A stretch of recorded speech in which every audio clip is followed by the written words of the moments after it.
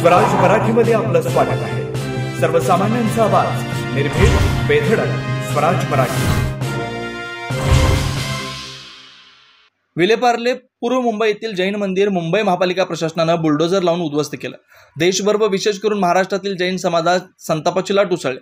जैन समाजाच्या धार्मिक भावना दुखावल्या गेल्या। याचे तीव्र पडसाद समस्त जैन व अहिंसा प्रेमी समाजात उमटले। तीर्थकर हे जगा आणि जगू द्या या संदेशाचे नायक आहेत। त्यांच्या उपदेशाने देशात शांती सहिष्णुतेचा महामार्ग प्रशस्त झालाय। स्वतंत्र व लोकशाहीचं रक्षण करणाऱ्या तीर्थकरांचं मंदिर उद्ध्वस्त करून महापालिका प्रशासनानं संविधानाने दिलेल्या उपासनेच्या जैन समाजाच्या हक्कावर गदा आणली, हे शासनास व महापालिका प्रशासनास शोभनीय व समर्थनीय नाही। दिनांक 19 एप्रिल 2025 रोजी सांगली जैन बोर्डिंगमध्ये सांगलीतील सकल जैन समाजाची बैठक संपन्न झाली। या बैठकीत जैन मंदिर पाडल्याच्या घटनेचा निषेध करण्यात आला। जैन मंदिर होतं त्या ठिकाणी पूर्ववत महापालिका प्रशासनानं बांधून द्यावं, या प्रकरणी दोषी अधिकाऱ्यांना निलंबित करून कारवाई करावी अशी समाजाच्या वतीनं मागणी करण्यात आली। शासनाला याचं गांभीर्य लक्षात आणून देण्यासाठी गुरुवार दिनांक 24 एप्रिल 2025 रोजी सकल जैन समाज सांगली यांच्या वतीनं कलेक्टर ऑफिसवर भव्य आक्रोश मोर्चा काढण्याचा निर्णय घेण्यात आला। आक्रोश मोर्चा विश्रामबाग येथील क्रांतिसिंह नाना पाटील यांच्या पुतळ्यापासून सकाळी 9 वाजता सुरू होऊन कलेक्टर ऑफिस समोर मोर्चाचं सभेत रूपांतर होऊन माननीय जिल्हाधिकारी यांना निवेदन देण्यात येणार आहे। या मोर्चामध्ये सर्व जैन समाजासह दिगंबर, श्वेतांबर, तेरापंथी, स्थानकवासी, मूर्तीपूजक समाज सहभागी होणार आहेत। जिल्ह्यातील माननीय खासदार व आमदार यांच्यासह सर्व लोकप्रतिनिधींना जैन समाजावर होत असलेल्या अन्यायाचं गांभीर्य राज्याचे मुख्यमंत्री उपमुख्यमंत्री यांच्या लक्षात आणून द्यावं आणि आक्रोश मोर्चामध्ये सहभागी व्हावं असं आवाहन करण्यात आलं। पत्रकार परिषदेसाठी दक्षिण भारत जैन सभेचे अध्यक्ष श्री भालचंद्र पाटील, चेअरमन श्री रावसाहेब पाटील, मुख्य महामंत्री डॉक्टर अजित पाटील, श्री रोहन मेहता, श्री जतीन शाह, श्री महावीर बन्साली, श्री साहिल शाह, श्री जयेश जैन आदी मान्यवर उपस्थित होते। हा आक्रोश मोर्चा आम्ही आयोजित केला आहे। खरं तर जैन समाज हा शांतताप्रिय समाज आहे आणि सत्य अहिंसावरती चालणारा, जगावर जगू द्या त्या धोरणावरती चालणारा समाज आहे। खरं तर जैन समाजाचे 24 तीर्थंकर हे सगळे क्षत्रिय होते। असं म्हटलं तर आमचा बेस हा क्षत्रिय आहे, परंतु कुठल्याही गोष्टीचं जगात जगू द्यामध्ये सांगताना सांगितले की जगा तुम्ही जगत असताना तुम्हाला कुठल्या अडचणी येत असतील तर त्याच्यावरती तुम्ही प्रतिकार करा, हे आम्हाला भगवान महावीरांना सुद्धा सांगितलेलं आहे।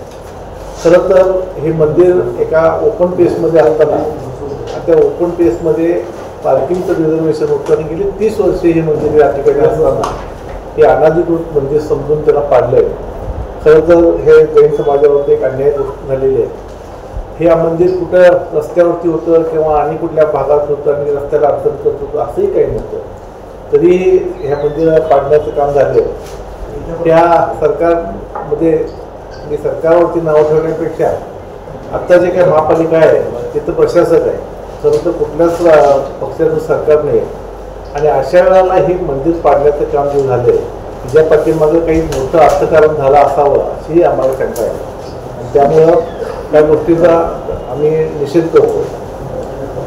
जैन अल्पसंख्याक महामंडळाची स्थापना केली आणि त्या महामंडळाच्या ध्येय धोरणामध्ये असं ठरलं आहे की जी काही मंदिरं असतील त्यांचं हे करणं, मंदिराला संरक्षण करणं, धर्मस्थळ जिथं जिथं आहेत त्यांचं रक्षण करणं हा आमच्या त्या घटनेमध्ये नाही तर तरतूद केलेले असताना सुद्धा आणि हे महामंडळ स्थापन करून सुद्धा केलेलं असताना सुद्धा अशा पद्धतीची घटना घडणं हे खरोखर आम्हाला निंदनीय आहे आणि अशा पद्धतीनं होऊन जो काय अत्याचार जैन समाजावरती झाला त्यासाठी आम्ही हा आक्रोश मोर्चा या निमित्तानं काढतोय। आक्रोश मोर्चाच्या बाबतीत आम्ही सर्वच इथल्या मंत्री महोदयांना आणखी आमच्या इथल्या आमदार खासदार यांना सुद्धा मिटिंगला येण्यासाठी आम्ही निमंत्रण केलेलं आहे आणि हा मोर्चा विश्रामबागपासून निघून कलेक्टर ऑफिसपर्यंत जाणार आहे आणि तिथे गेल्यानंतर तिथं लोकांच्या समोर कलेक्टरला निवेदन देणार आहे आणि अशा पद्धतीचा हा मोर्चा आम्ही ह्या निमित्तानं आयोजित केला आहे। पुनश्च बांधणी करून द्यावं अशी त्यामागची हे आम्ही लवकरच आमच्या इथलं समाजात जाऊन तिथे भेट देणारच आहे आणि आम्ही मुख्यमंत्री उपमुख्यमंत्री यांना भेटूनही तशा संदर्भाची मागणी करणार आहे।